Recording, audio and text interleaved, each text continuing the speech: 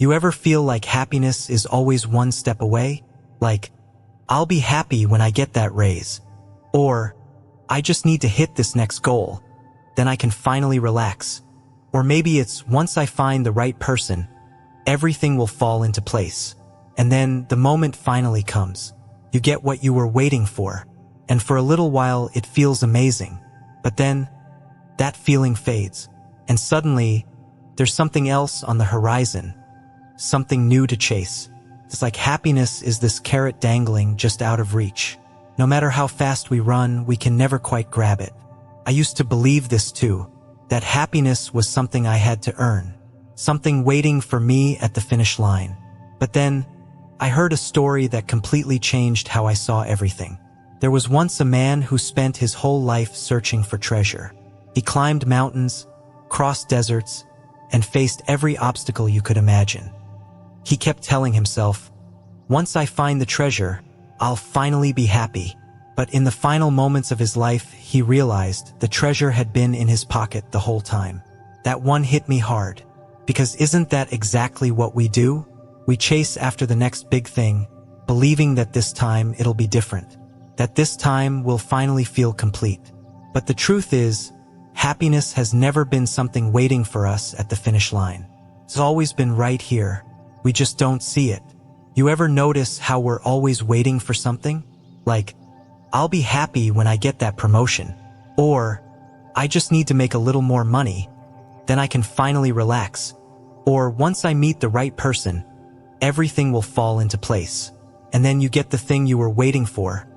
And what happens? Maybe you're happy for a little while. But then that feeling fades, and suddenly you're on to the next thing. It's like happiness is this carrot dangling in front of us, always just out of reach. I used to think that way too. I thought happiness was something I had to earn, something I'd find once my life looked a certain way. But the more I chased it, the more exhausting it got. No matter how much I achieved, it never felt enough. And then, I heard this story that completely shifted my perspective. There was this guy who spent his whole life searching for treasure. He climbed mountains, crossed deserts, faced every obstacle you could imagine. He kept telling himself, once I find the treasure, I'll finally be happy. But in the final moments of his life, he realized the treasure had been in his pocket the whole time. That one hit me hard. Because isn't that exactly what we do? We chase after the next big thing, believing that this time it'll be different. But the truth is, happiness has never been something waiting for us at the finish line. It's always been right here. We just don't see it. Let me tell you a story that really puts this into perspective. There's this fisherman who lives in a small coastal village. Every morning, he takes his little boat out, catches just enough fish for his family, then spends the rest of the day relaxing, napping under a tree, playing with his kids, having dinner with friends. One day, a businessman visits the village and says, "You should work harder, catch more fish, expand your business. You could make millions." The fisherman asks, "And then what?" "Well, then you could retire, move to a quiet village and finally enjoy life." The fisherman laughs, "But I'm already doing that." It's funny, right? Because how many of us are like the businessman, working ourselves into the ground, thinking that someday we'll finally get to enjoy life? But what if happiness isn't waiting for us later? What if it's already here, just waiting to be noticed? I get it, though. It's not always easy to see it. We live in a world that constantly tells us we need more. More money, more success, more approval. And social media makes it even worse. You see people traveling the world, buying expensive things, looking like they've got it all figured out, and suddenly whatever you have doesn't feel enough. But let me ask you this. Have you ever met someone who doesn't have much, but they just radiate peace? And then there are people who have everything. Money, status, the dream life on paper. But they're still restless, still searching for something. The difference isn't in what they have. It's in how they see. There's this idea in Buddhism called beginner's mind. Think about a little kid seeing the ocean for the first time. Their eyes go wide. They giggle when the waves touch their feet. They're completely in the moment. Now think about how we, as adults, experience the same thing. We barely even notice. We might be too busy scrolling on our phones to even look at the sunset. Same ocean, same moment, but a completely different experience. Happiness isn't in the thing, it's in how we see it. What if we started looking at life the way a kid does? What if we woke up each morning and actually noticed the small things? The way the sunlight filters through the window, the sound of someone laughing, the first sip of coffee? Because here's the truth. Happiness isn't about having more. It's about noticing more. Here's something I want you to try. Think back to today. Was there one small moment, no matter how tiny, where you felt even the slightest bit of peace? Maybe it was the smell of fresh coffee, the way your dog curled up next to you, a song that hit just right. See, we don't need to wait for happiness. It's already here. The problem isn't that happiness is missing. The problem is that we're so busy chasing the next thing that we don't even see it. And life is too short to keep waiting for someday. So the next time you catch yourself thinking, I'll be happy when, stop, and instead, ask yourself, what can I appreciate right now? Because the treasure you've been searching for has been in your pocket all along. You ever notice how some people go through the hardest things in life and still manage to stay at peace? Like they lose a job, go through heartbreak, get hit with bad news, but somehow they don't seem completely wrecked by it. And then there are others, maybe even us sometimes, who get thrown off by the smallest inconvenience. Someone cuts us off in traffic, our phone battery dies, a friend cancels plans last minute, and suddenly, our whole mood is ruined. Why is that? Why do some people seem to carry their pain so lightly, while others drown in it? The Buddha had a way of explaining this. He compared suffering to being struck by two arrows. The first arrow is the pain itself, a breakup, an illness, a failure. That's the part of life we can't avoid. Sooner or later, something will happen that hurts. But the second arrow, that's the one we fire at ourselves. It's our reaction. The anger, the resentment, the why me, that plays over and over in our heads. We can't always avoid the first arrow, but we can choose whether or not to shoot the second one. There's this story I love about a young monk named Tenzin. After his father passed away, Tenzin was devastated. He carried his grief everywhere, like a heavy rock in his chest. One day, his teacher handed him a cup of hot tea and began pouring, and pouring, until the tea spilled over the rim and burned Tenzin's hand. Tenzin yelped and pulled away. "Why did you let go?" his teacher asked. "Because it was burning me," the teacher nodded. "Then why do you cling to sorrow like a burning cup?" "That one hit me hard the first time I heard it." "Because that's what we do, isn't it? Something painful happens, and instead of feeling it and letting it pass, we hold on to it. We replay it in our minds, we tell ourselves stories about it, we let it define us.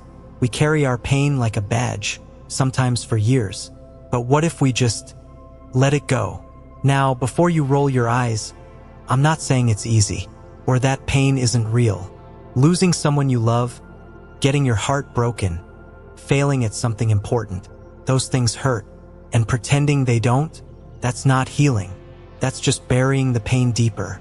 But here's where things shift. Suffering isn't about the pain itself. It's about our relationship with it. Think about it. When something bad happens, what do we usually do? We resist. We fight against reality. We tell ourselves, this shouldn't have happened. But reality doesn't care about what should or shouldn't happen. It just is. The question is, do we want to keep resisting, or do we want to find a way forward? I had a friend who lost her job unexpectedly. She had poured everything into that career. Late nights, early mornings, years of effort. And then one day it was just gone. She could have spiraled. She could have spent months stuck in "this isn't fair," or "I'll never recover from this." And for a little while she did. That second arrow. Self-doubt, anger, fear. It was there. But then something shifted.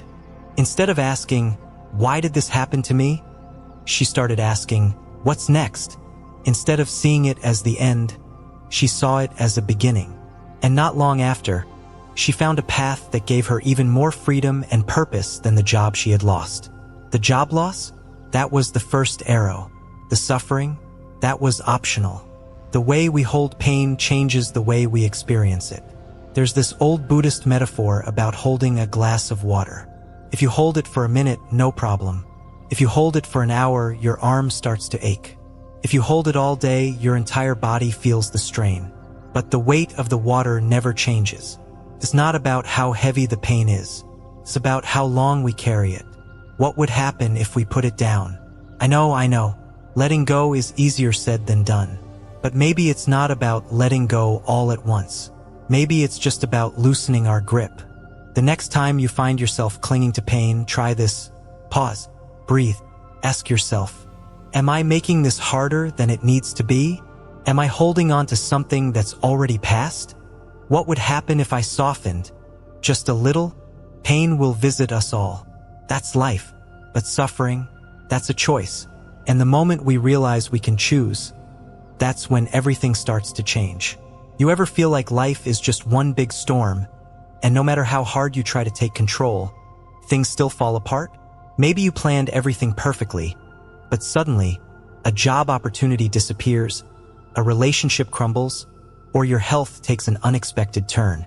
You do everything you can to hold things together, yet the more you struggle, the more life seems to slip through your fingers. It's frustrating, right? We all want to feel like we're in control. We want to believe that if we just try hard enough, plan smart enough, or work tirelessly, we can shape life exactly the way we want it. But the truth is, we can't control everything. What we can control, though, is our mind. There's an old story about a troubled king. He had everything: wealth, power, status. Yet, despite all of it, he was deeply unhappy. He obsessed over every problem in his kingdom, terrified that things would go wrong. He wanted control over everything. His people, the seasons, even fate itself, because he thought that if he could control the world around him, then he'd finally be at peace. One day, he sought out the wisest monk in the land and demanded, "Tell me the secret to controlling the world so that I can have peace." The monk didn't say a word. Instead, he took the king to a river, scooped up a handful of sand, and squeezed it tightly. "Look, your majesty," the monk finally said. "The harder I grip, the more sand slips through my fingers." Then he opened his hand and let the sand rest lightly in his palm.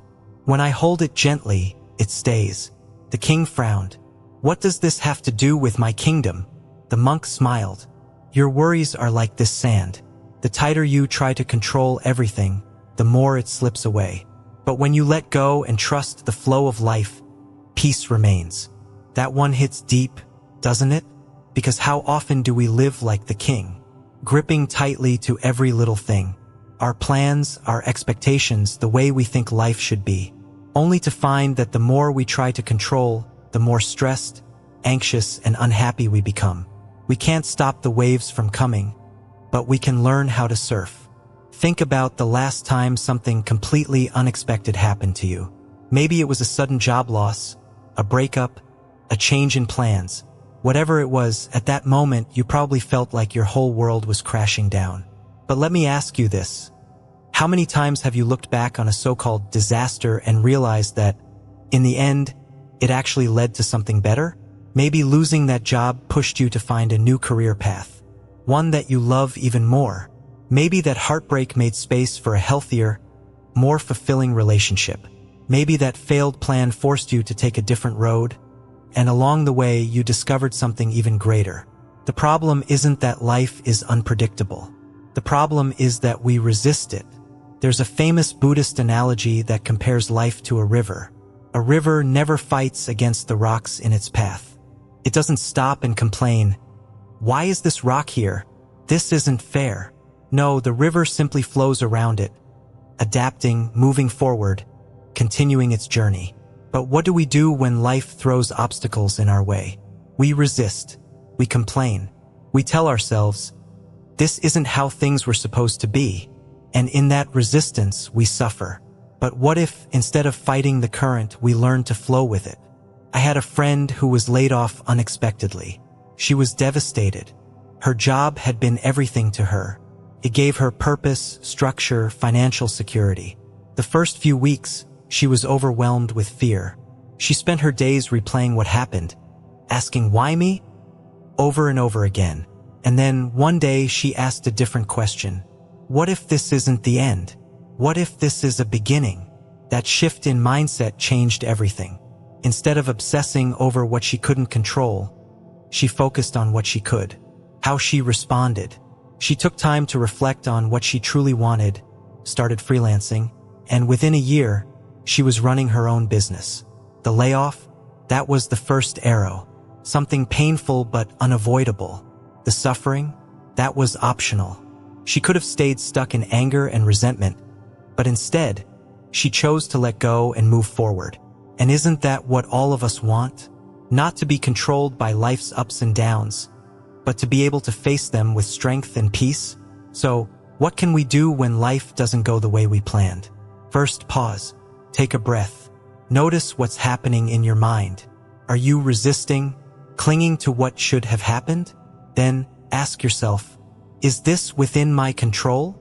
If it is, great. Take action. Do what you can. But if it's not, then it's time to let go. Not in a passive, I don't care anymore way, but in a way that trusts that, even if things don't go according to your plan, life still has a way of working out. Just like the river that flows around obstacles. Just like the sand that stays when we hold it gently. We don't find peace by controlling life. We find peace by mastering our minds. And the moment we stop fighting the waves and start learning to ride them, that's the moment everything changes. So what's one thing you've been gripping too tightly? And what would happen if you loosened your grip just a little? You ever notice how we spend so much time imagining how life should be? We build these pictures in our minds. How our career will unfold, what kind of person we'll fall in love with, how people should treat us, how things should go according to plan. And then, when reality doesn't match those expectations, we feel frustrated, disappointed, maybe even resentful. It's funny, isn't it? We set up these invisible rules for life, and then we get upset when life doesn't follow them. But life was never following our script to begin with. There's a Zen story that explains this beautifully. A farmer's horse ran away. His neighbors came rushing over, saying, "What terrible luck!" The farmer shrugged and said, "Maybe." A few days later, the horse returned, this time bringing along a group of wild horses. The neighbors gasped, "What incredible luck!" Again, the farmer just said, "Maybe." Later, his son tried to tame one of the wild horses but fell and broke his leg. The neighbors shook their heads. "What bad luck?" The farmer, "Maybe." Then the army came through the village, recruiting all the young men for war. But they passed over the farmer's son because of his broken leg. The neighbors cheered, "What great luck!" And the farmer, once again, simply said, "Maybe," because that's how life is, isn't it? We label things as good or bad based on our immediate perspective. But truthfully, we never see the full picture. Something that feels like a disaster today might turn out to be the best thing that ever happened to us. And something that seems perfect now might later bring unexpected challenges. We cause ourselves so much suffering by trying to force life into neat little categories. But what if we stopped labeling everything as good or bad and just let things be? I had a friend who was laid off from her dream job.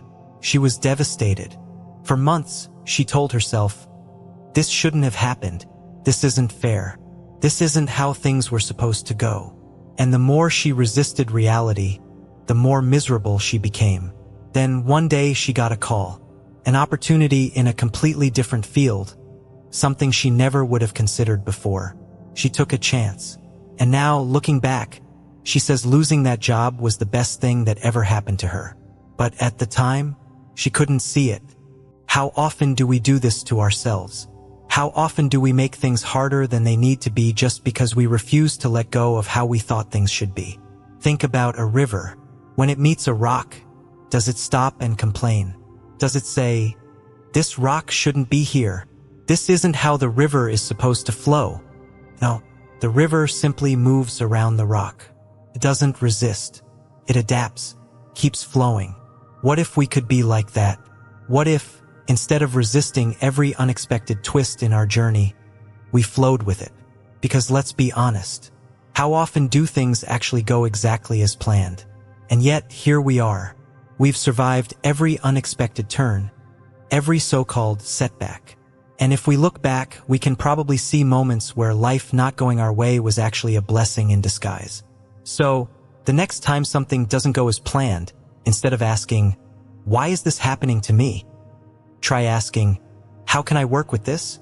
Because life isn't something we control. It's something we learn to dance with. But here's the thing. Even when we learn to let go of expectations, there's still one place we constantly lose ourselves: the past or the future. We spend so much time living in one or the other. We replay old regrets. We obsess over what could have been. We plan. We worry. We tell ourselves, "I'll be happy when," but what about now? Because here's the truth. Life isn't happening later. It's happening now, right here in this exact moment. And yet, how often do we miss it? We eat while scrolling through our phones, barely noticing the taste of our food. We listen to someone talk while already thinking about what we're going to say next. We go for a walk, but instead of feeling the air on our skin or hearing the birds, our minds are somewhere else entirely. And then we wonder why life feels like it's rushing by. One of my favorite Buddhist practices is mindfulness. Not in a complicated sit-in meditation for hours kind of way, but in a simple, everyday kind of way. Just being here. Try this. Next time you eat, just eat. Notice the flavors. Feel the texture of your food. Next time you walk, just walk. Feel your feet against the ground.